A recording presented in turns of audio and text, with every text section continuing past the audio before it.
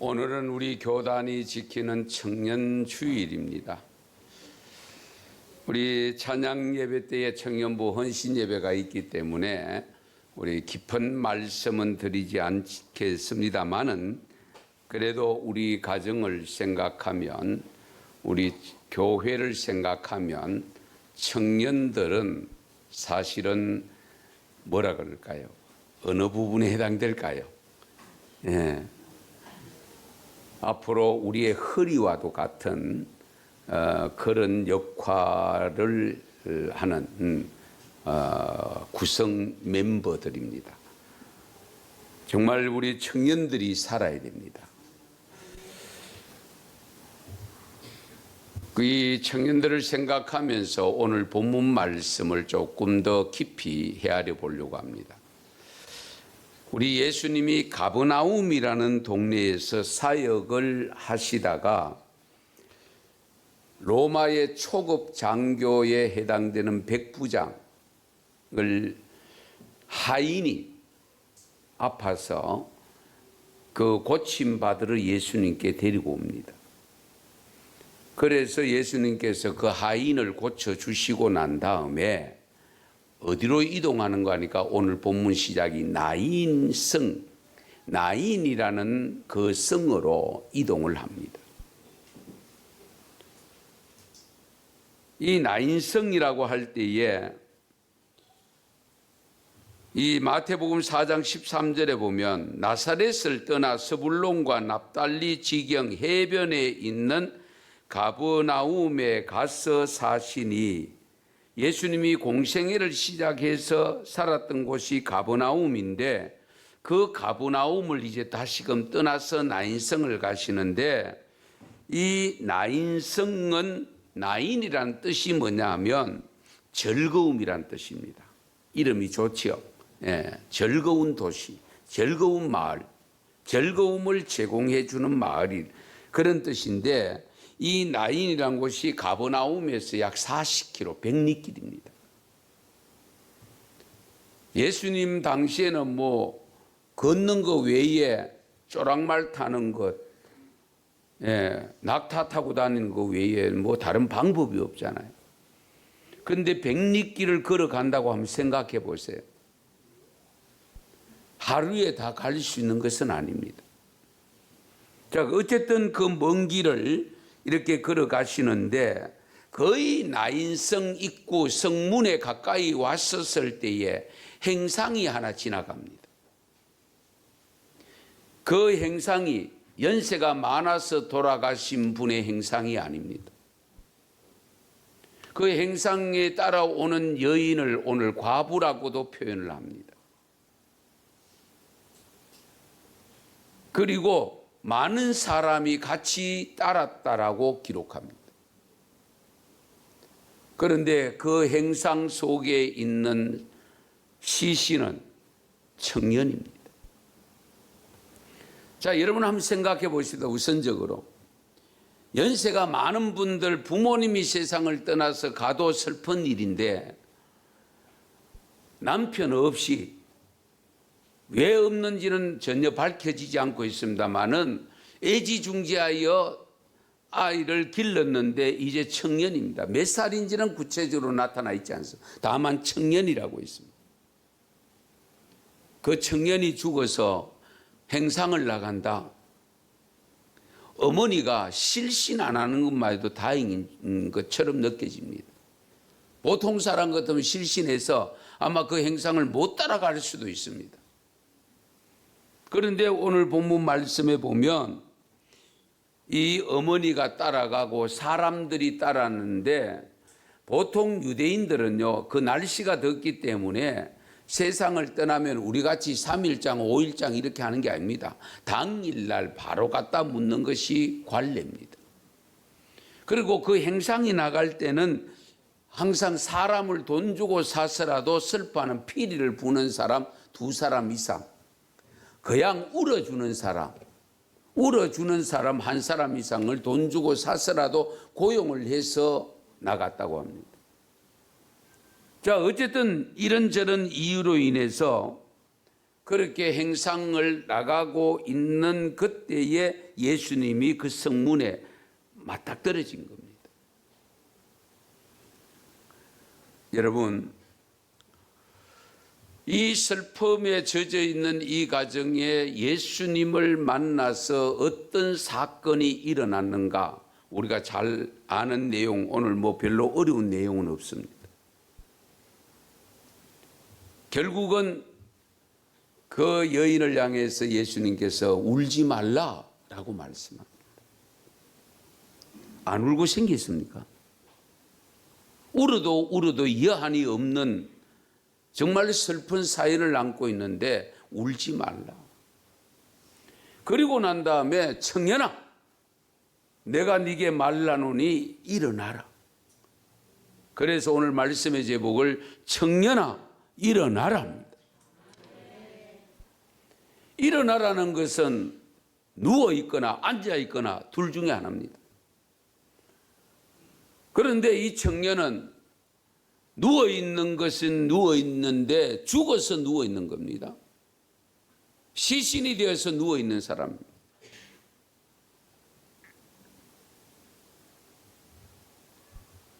오늘날 우리 사회의 청년들을 바라보십시다. 여러분 가정의 청년, 대학교 들어간 자녀들이 있거나 대학을 졸업한 자녀들이 있거나 한 가정은 더욱더 뼈저리게 느낄 수 있습니다마는 우리 청년들이 정말 어렵습니다.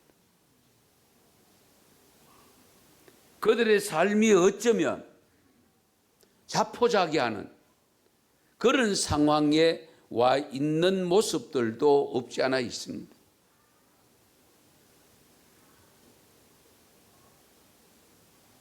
물론 부모님의 기대에 어긋난 모습으로 사는 청년들도 있을 수 있습니다.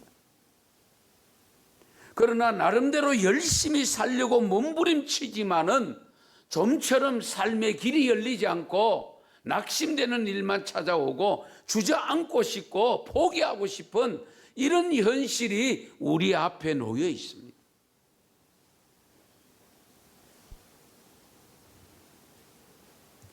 사실 우리가 청년 시절을 겪을 때는 뭐 사춘기 이런 이야기 들어본 적이 별로 없고요.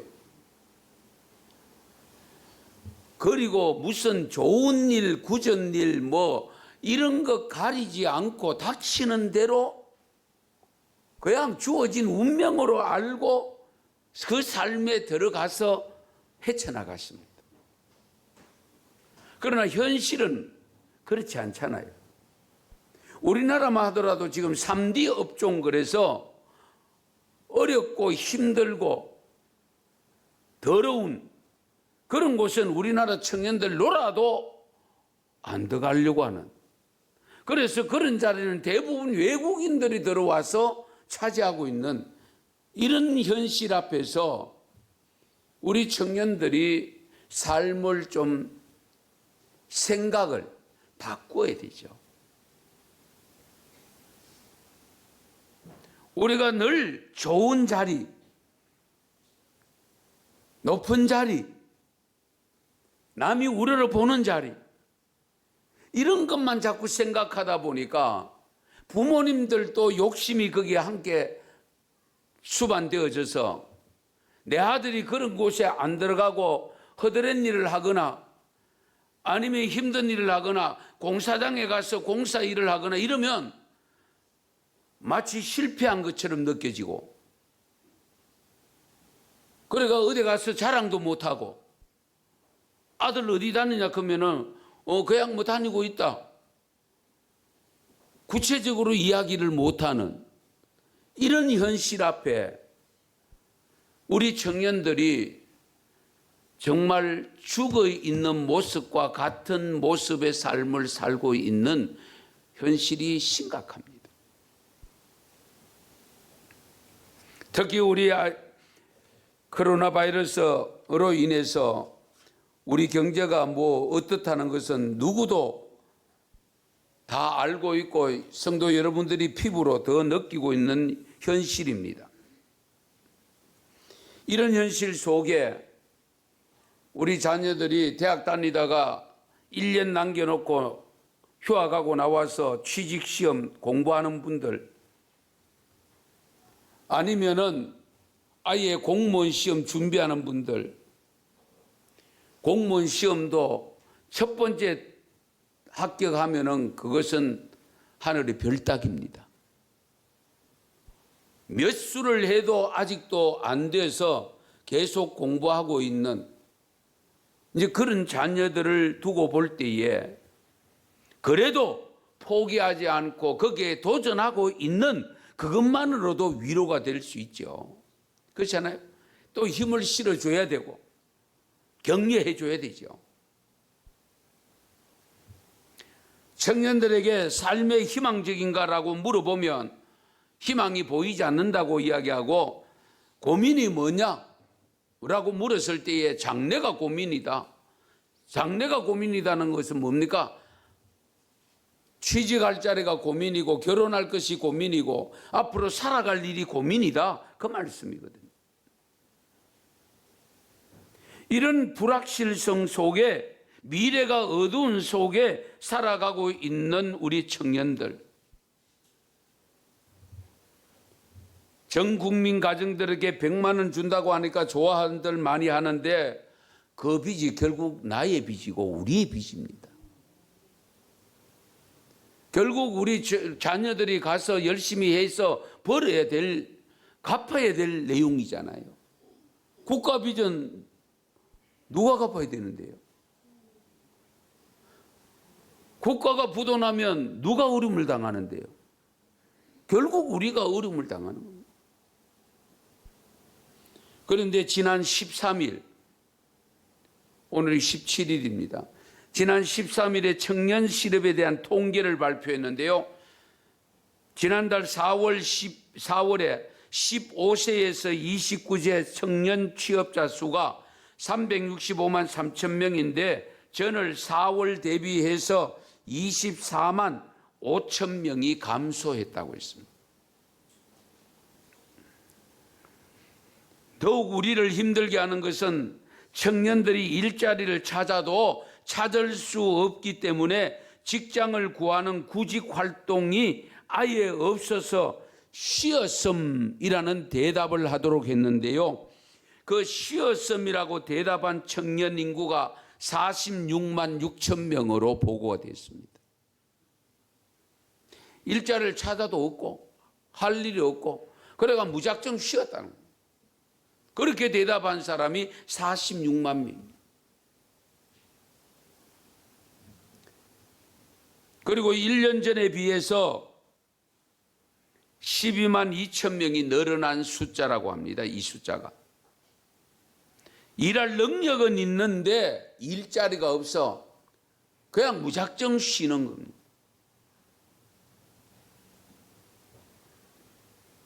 뿐만 아니라 우리나라는 등록금이 비싸서 모두가 학자금 대출을 받아서 공부하는 학생들이 많은데 지난 학기만 하더라도 지금 금년에 지금 학기 등록하는 학자금 빌려서 등록한 학생이 130만 명. 그런데 문제는 대학을 졸업해도 취직이 안 되니까 갚을 길이 없다 보니까 신용 불량자가 엄청나게 발생합니다. 그리고 학자금 연체 불량자만 1만 명에 달한다고 합니다.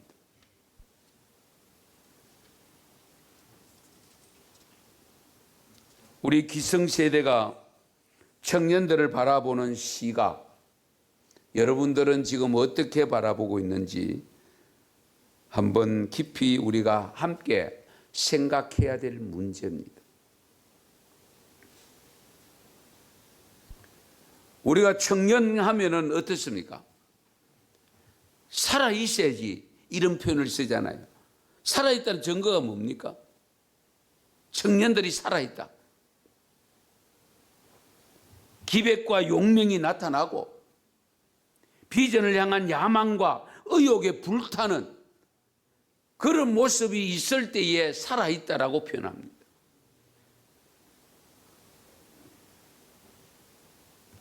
그런데 오늘날 이 시대 우리나라 청년들은 살았는지 죽었는지 흔들어 봐야 알 수 있는 그런 청년들이 많이 있다는 사실입니다. 살았으나 죽은 자로 살고 있는 청년들이 많다는 거예요.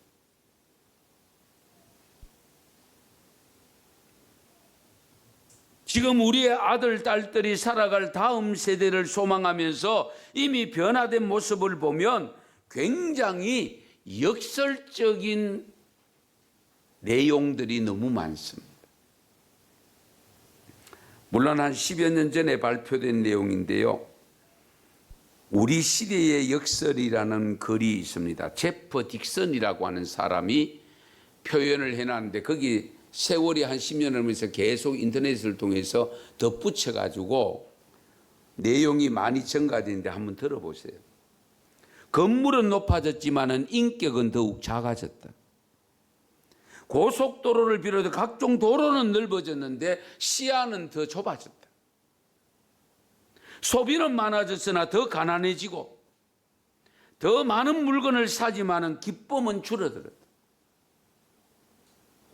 집은 커졌으나 가족 수는 줄어들고, 맞지요? 더 편리해졌지만은 시간은 더 없어졌습니다. 학력은 높아졌는데 상식은 더 부족하고, 지식은 많아졌는데 판단력은 더 모자랍니다.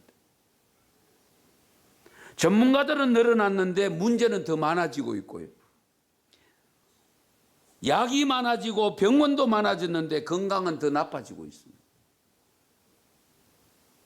너무 분별 없이 소비를 하고 너무 적게 웃고 너무 빨리 운전하고 너무 성급히 화를 내고 있습니다. 너무 많이 마시고 있고 뭘 마시는지 모르겠습니다만 너무 많이 피우고 있고 안 피우던 여자들까지 여학생들까지 다 피우고 있으니까. 그리고 너무 늦게까지 깨어있고 너무 지쳐서 일어나고 있는데 책을 너무 적게 읽는다. 텔레비전, 스마트폰은 너무 많이 보고 있고 게임은 너무 많이 하고 있습니다. 우리 교회 청소년들도 교회에 와서 기도하고 나면 휴대폰 보고 있는데 내가 보면 전부 오락게임이에요. 제가 오늘도 성경 좀 바라고 있습니다.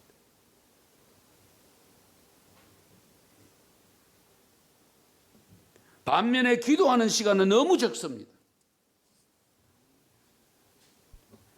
가진 것은 몇 배가 되었는데 가치는 더 줄어들었습니다. 말은 너무 많이 하고 사랑은 적게 하고 거짓말은 너무 자주 합니다. 생활비를 버는 법은 배웠는데 어떻게 살 것인가 하는 잘 사는 방법을 제대로 못 배웠습니다. 인생을 사는 시간은 늘어났는데 시간 속에 삶의 의미를 찾는 법은 상실했습니다. 달에는 갔다 왔지만 길을 건너가서 이웃을 만나기는 더 힘들어졌습니다. 거기에다가 코로나로 인해서 사회적 거리를 두다 보니까 참된 만남조차도 더 만나기가 힘들어진 모습입니다. 달나라는 갔다 왔는데 길을 건너가 이웃 만나기가 힘들어진 이런 모습. 20살에 아스날이란 프로축구 클럽의 유소년으로 발탁됩니다. 21살 부모님 사망, 22살 경기 중에 갈비뼈 골절, 23살에 하늘에서 벼락 맞음, 25살 드디어 재기를 합니다. 26살에 결혼을 하고요. 27살에 곧바로 이혼을 합니다. 28살에 형제가 죽습니다. 29살에 보정을 잘못해서 쫄딱 망합니다. 30살에 폐암 진단을 받습니다. 31살 폐암이 완치가 됩니다. 32살에 선수로 복귀가 합니다. 33살에 계단에서 굴러 두개골이 파손됩니다. 34살에 왼쪽 손목에 총을 맞습니다. 36살에 막바지 선수 생활 중에 인대가 절단됩니다. 38에 은퇴를 합니다. 39에 코치 생활을 시작합니다. 40에 폐암이 재발합니다. 44살에 폐암이 또 완치가 됩니다. 45세 감독 생활을 시작합니다. 46세 식중독으로 고생을 합니다. 47에 또 벼락을 맞습니다. 로또 복권 1등에 당첨될 확률만큼 어려운 확률인데도 벼락을 맞습니다. 49세에 집에 큰 불이 나서 화재가 발생합니다. 50세 감독직에서 해고를 당합니다. 51에 노숙자 생활을 시작합니다. 52세에 노숙자 생활 중에 억울한 누명을 쓰고 살인 혐의를 받아서 징역 10년을 선고받고 62세에 출소를 합니다. 63세 조그마한 인쇄소 공장에 취직을 합니다. 66세 인쇄소 사장이 됩니다. 그래서 큰 돈을 벌어서 갑부가 됩니다. 67세에 사회의 재산을 헌납을 합니다. 70세 명예퇴직을 합니다. 71세 늦깎이 재혼을 합니다. 73세 박지성이 뛰고 있던 축구의 명문구단 맨체스터 유나이티드의 구단주가 됩니다. 74세 폐암으로 사망합니다. 이 삶을 우리가 어떻게 표현해야 될까요? 파란만장하다. 그렇죠? 이 사람이 누구냐? 영국의 스티븐 비게라고 하는 사람입니다. 스티븐 비게라. 예. 이 사람보다 더 파란만장한 분 계세요? 제가 보는 여기는 없습니다. 예.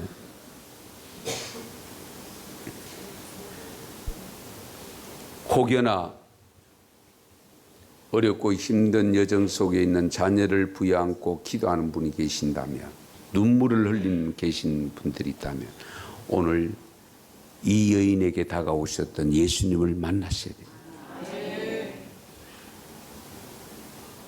주님은 반드시 찾아오셔서 말씀합니다. 울지 말라. 청년아, 일어나라.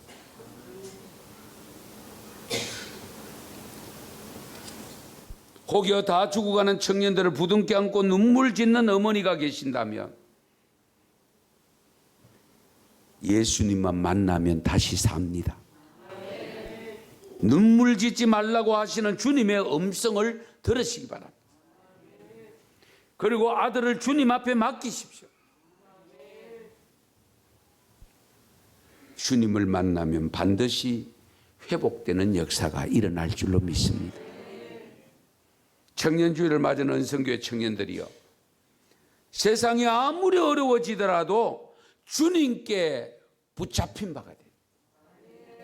주님 눈에 들어오도록, 주님 눈에 발탁이 되도록, 보여지도록 그 자리를 지켜야 됩니다.